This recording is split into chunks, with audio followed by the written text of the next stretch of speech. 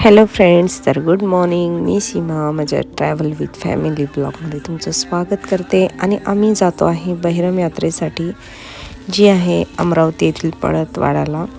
अगदी चिखलदऱ्याच्या जवळच असल्यामुळे चिखलदरा फिरण्याचाही प्लॅन तुम्हाला करता येईल.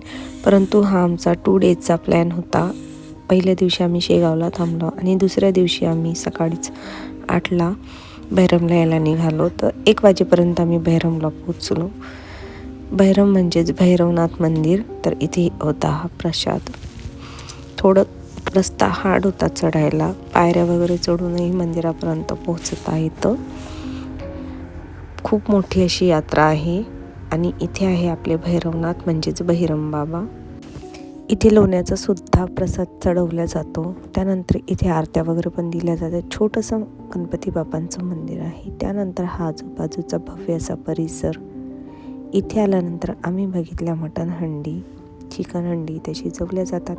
एक महाप्रसाद म्हणूनही इथे भंडारे वगैरे चालतात किंवा हॉटेल्स वगैरे पण आहेत की जिथे आपण प्रसाद ग्रहण करू शकू किंवा जेवणाचा आनंद घेऊ शकू.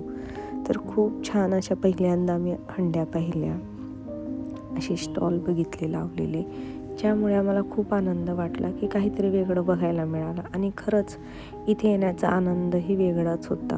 खूप मोठीशी यात्रा असते. त्यानंतर आम्ही मागवली एक मटण हंडी.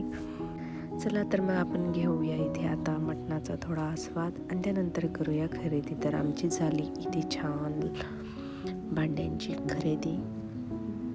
तर तुम्हाला हा आमचा आजचा ब्लॉग कसा वाटला ते कमेंट करून सांगा आणि सबस्क्राईब करायला विसरू नका.